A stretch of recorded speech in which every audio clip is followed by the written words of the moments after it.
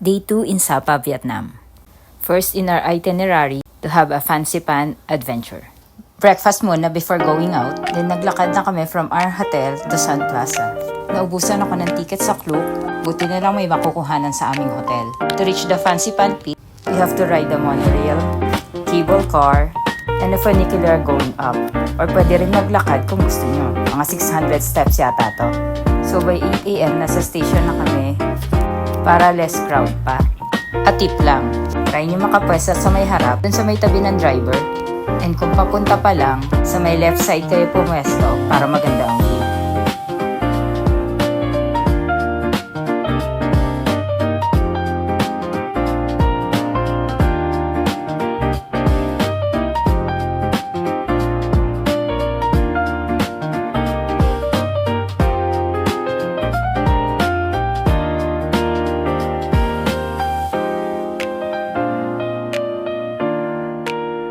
Pagdating sa station, transfer for the cable car, buti na lang bukas pa yung shortcut. Yung alam kong maaga kami, pero mas maaga sa amin. Mahaba na din ang pila for the cable car nang dumating kami.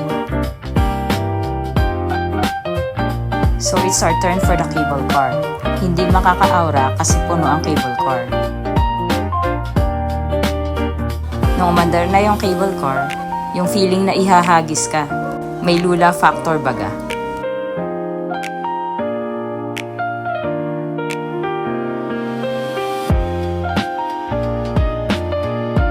Thanks God sa magandang weather that day.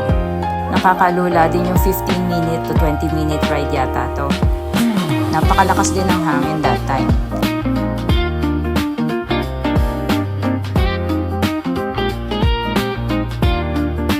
Upon reaching the end of the cable car, ramdam mo na yung lamig sa labas. Nasa 10 degrees that time nung dumating kami. Buti na lang nakisama ang panahon at nakita namin ang napakagandang view. Mag-ready talaga sa outfit kapag pupunta ng fancy pan. For my tops, nagsuot na ako dyan ng turtleneck heat tech plus a puffer jacket. Then sa pangbaba naman, ay 2 heat tech leggings. Gusto ko na nga mag-face mask dyan, pero hindi nakakaganda sa picture dahil sa sobrang lakas ng hangin at ang lamig niya. Masakit sa mukha yung lamig at nanunulak talaga yung lakas ng hangin. Another funicular ride to reach the peak.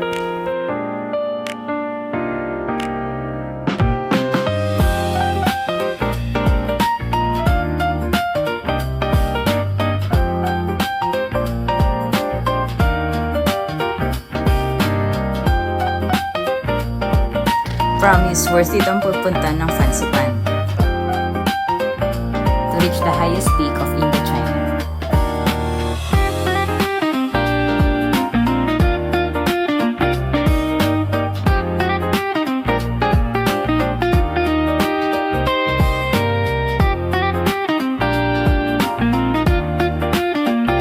Pababa, naglakad na lang kami para madaanan namin ang Buddha. Pero careful lang sa pagbaba. Kasi steep yung hagdan and makitid ito.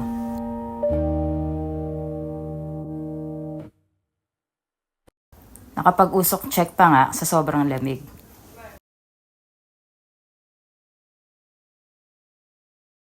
Ganyan siya katarik. Kaya dapat patagilid ang lakad mo and hold on sa handrails. Wait po sa part 2 ng ating kwentuhan.